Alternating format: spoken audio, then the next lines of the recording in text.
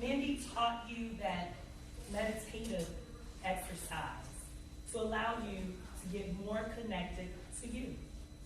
Being a leader, that is something that you must become comfortable with, and that is you. I'll let you in on a secret. My first boss told me during my first performance review with them, I had just come home from the University of Illinois in Urbana-Champaign, where I had gone to school with the Fighting Illini. This was my first job, and I was hit with having to do a performance review. And my boss said to me, Cassandra, I want you to first do your report or your record of yourself. Give it to me. I'll give you feedback. We'll sit down and we'll discuss it. I remember looking at him and saying out loud, don't you know what I'm doing? Why do I need to do that part? And he said, are you serious? And I said, I've never had to do an evaluation of me before. My boss always did an evaluation of me. He said, my little grasshopper. You have now entered the real world. He said, from this day forward, and I don't care who you work with after you work with me, become comfortable with knowing about you. He said, don't let your bosses tell you the good that you do. Also, don't let them tell you the bad that you do. He said, but make certain that you recognize all that you do, whether it's good, whether it's bad, or whether it's downright ugly. You got to know that. So the mastering self, the secret is know you, the good, the bad, and the ugly. Yet couple that with our O, which is others, or as we like to call it, building relationships. How many of you are familiar with the phrase building connections? If you're familiar with it, say, I'm familiar with it. Building connections. You're familiar already with establishing a bond with those that you're working with. Being leaders. One of my mentors is Charles Brooks. I'm sure many of you know Charles Brooks, former district governor for District 30, former trio member. You know, Charles went through the ranks. Charles is the reason why I started the Wrightwood Ashburn Overcomers Toastmasters Club. And Charles was one of my first mentors when I joined Toastmasters in 1998. And Charles said to me, you're not a leader if you look behind you and there's no one there. He said, leaders are able to have teams. During that time, we were using the word followers. Now we're more comfortable with saying team members, partners. So we want you to have partners, connections. Because of that, I want to do an exercise with you. I would like for you to partner with someone that's sitting next to you so we can have teams of two. Teams of two as much as possible. Get with teams of two. Get with someone that you're sitting next to, in front of, behind of. And once you establish your connection, I'll be your next step.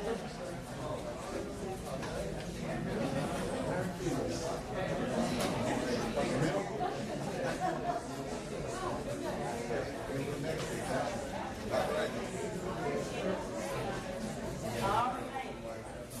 Does it look as if we have partnerships? Yes. Yes. Good. So we have partners. Now, partners, here's what I want you to do next. I would like for you to determine who will be partner A and who will be partner B.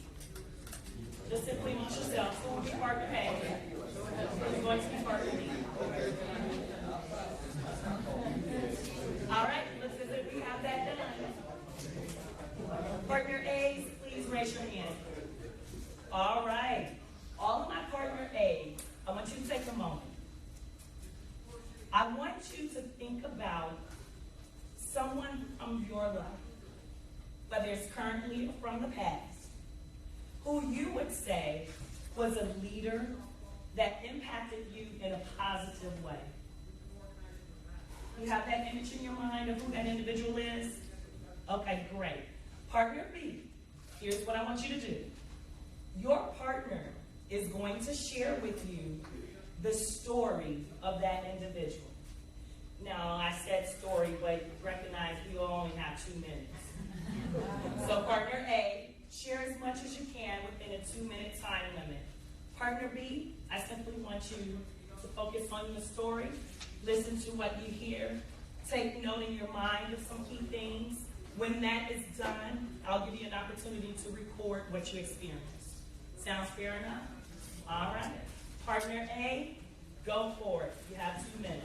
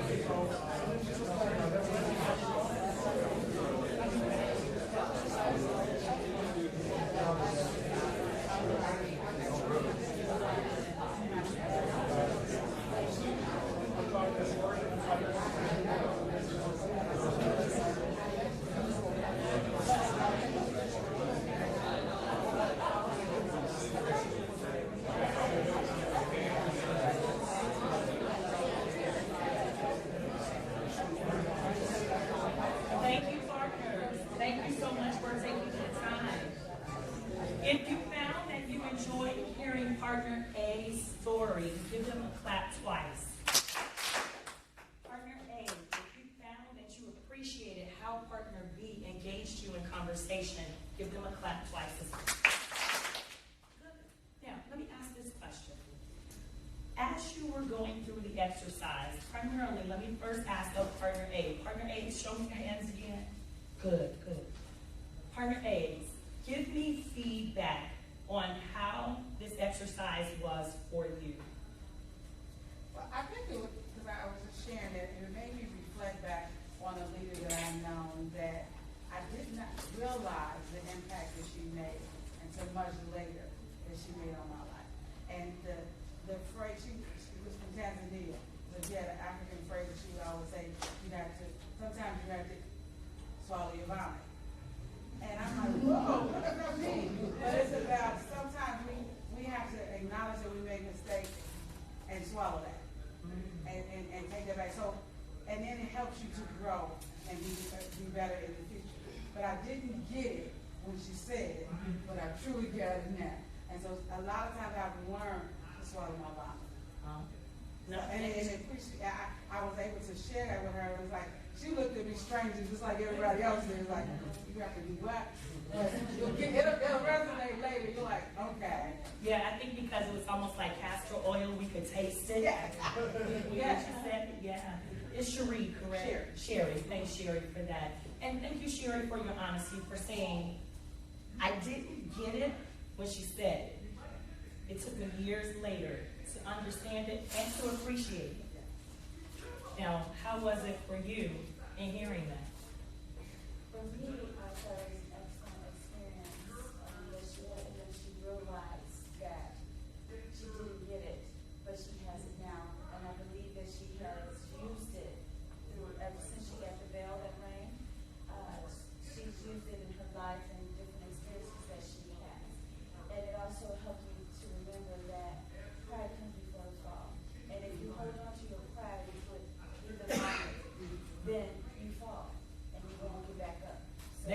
partners, weren't they? Give everyone your first name. I'm Angela. Angela, thank you, Angela, for sharing that and for being able to take all of what Sherry said. You took it all in, and you came up with your own perception of that. And what you left us all with is about the pride. The pride comes before the fall, and as you said, that fall is what will create that vomit. Yet for both of you in your partnership, you had a connection. The story was shared, you were listening, and you both took something away from that. Let's give them a round of applause.